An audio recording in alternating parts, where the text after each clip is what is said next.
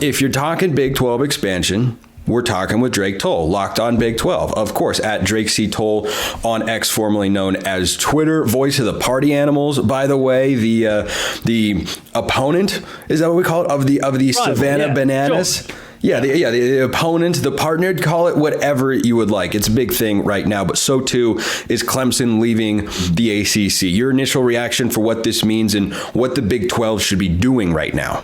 Well, first and foremost, Spencer, there'll be some that push back and say, well, what if Clemson doesn't win the lawsuit? What if Clemson is stuck in the ACC? And here's the quote that I would give them from the Tampa Bay Times.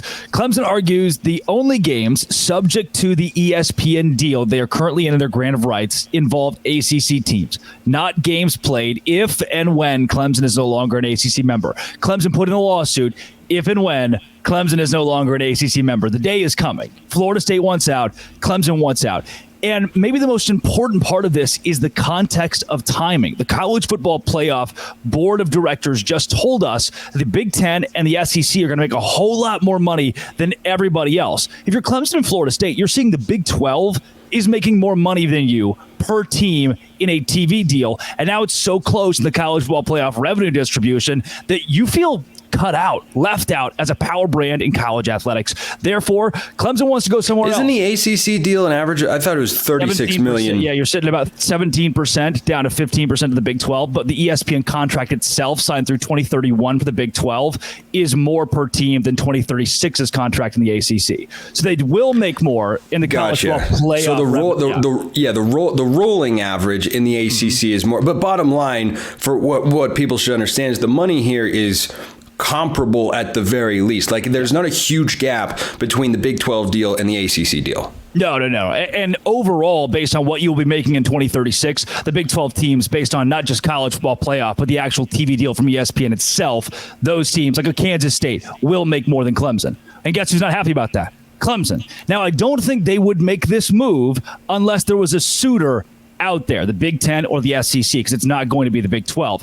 And the reason there's a suitor is because the College Football Playoff Board of Directors said, hey, in 2028, let's revisit this. And if any of you guys have expanded a bit, maybe we'll toss you some more money. And that is the go for the Big 12, the ACC, the SEC, and the Big Ten to expand as fast as possible with whoever possible, with whatever is profitable. That's why this happened, when it happened. The initial bombshell, it's like, okay, well, now they're actually doing it. I think, to me, that's not shocking. It's the reason they are doing it is because now everyone needs to expand by 2028 to get that pay bump in the look-in. And more than anything, Clemson can't make less than Kansas State in 2036. They're tired of making so much less than the Big Ten and the SEC. Yeah, and that's, I think, a driver, but I think the credibility or pedigree component is arguably as big of a factor. You look at what happened to Florida State this past year. Can that happen in the 12s or 14 or, once we get to a 64-team playoff? No, of course, that cannot happen. I'm only half being facetious there. I have no idea when playoff expansion is going to stop, because why would it? There's more money to be made. Anyway, so I think that for Clemson, they feel to me more like the SEC. Yeah. Florida State, I think, can fit in either of these two conferences, the SEC or the Big Ten. Clemson feels more SEC to me. The interesting thing, though, Drake, is neither of these conferences are in a position of need. All right. Like, I don't look at either league and the realignment moves and how everything is shuffled and the teams and the brands that were already there. And from a financial, pedigree, television rating standpoint, neither one of these conferences needs Florida State and Clemson. They just might end up wanting them. But I don't think these schools are going to go their separate ways.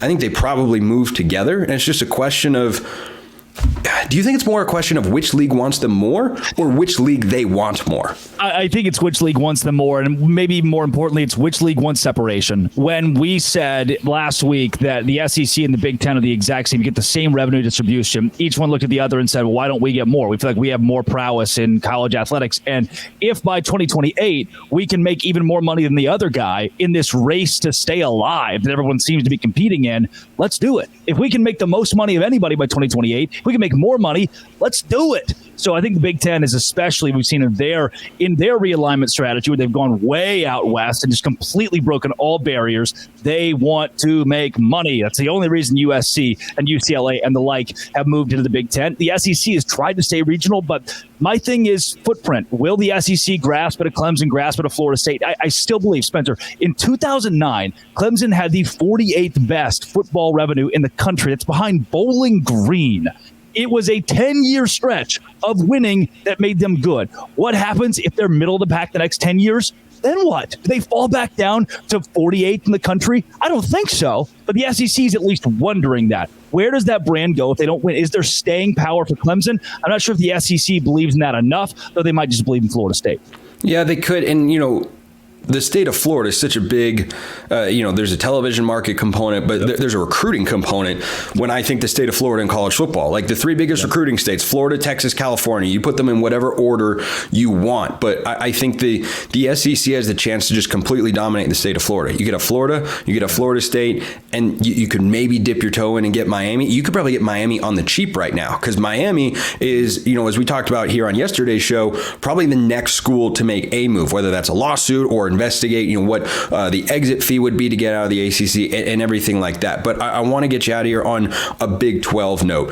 Yeah. Clemson and Florida State, let's say they leave the ACC and just for the sake of argument, go to the SEC. And the rest of the ACC, let's say including Miami, they all stand pat and they're not able to get a power 2 invite. Is it worth it for the Big 12 to go and explore adding the top targets that we've talked about before that would maybe make the most sense would be Pitt and Louisville if they were able to come up with the money to leave the ACC?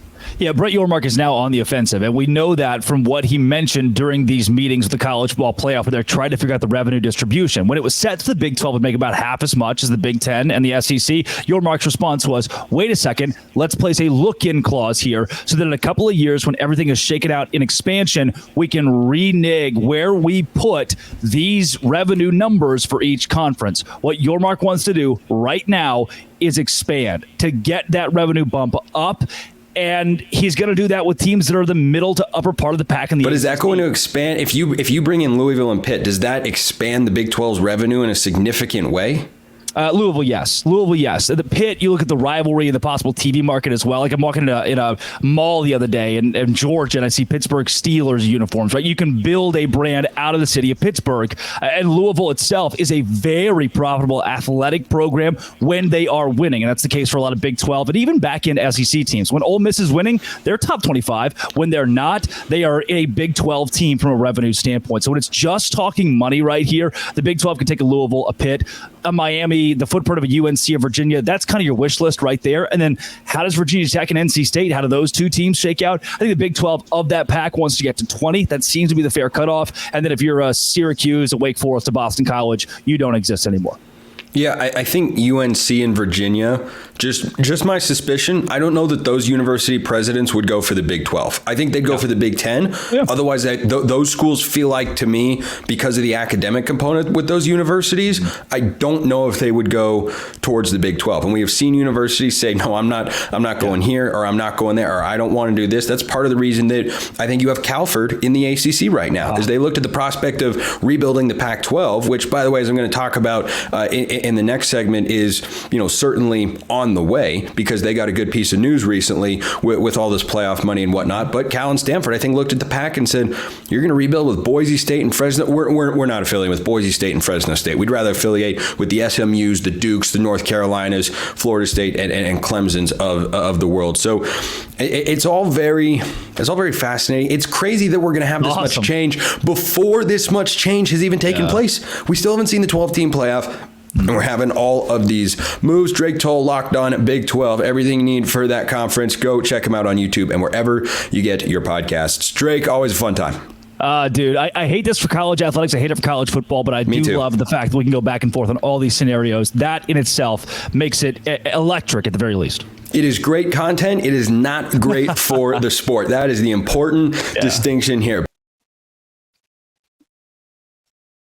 Today's show is brought to you by Nissan. I love Nissan. You know why I love Nissan? Because I drive a Nissan. The Nissan Armada is spectacular, though I drive a Maxima, and I like the Maxima too. Today, you can get an Armada. It's kind of like the UConn Huskies. They're described as an Armada, the top-seeded team, as hardcore as it gets. No matter where they've landed, they're the top overall seed in the NCAA tournament. They're one of the favorites to win it all, despite 4 of the Power 6 champions being in their way in the East region. The Armada is just as strong as the UConn Huskies. Take the Nissan Rogue, Nissan Pathfinder, or Armada and go find your next big adventure at shopnissanusa.com. Again, that is at shopnissanusa.com. Go find your new Armada. I think you're really going to like it.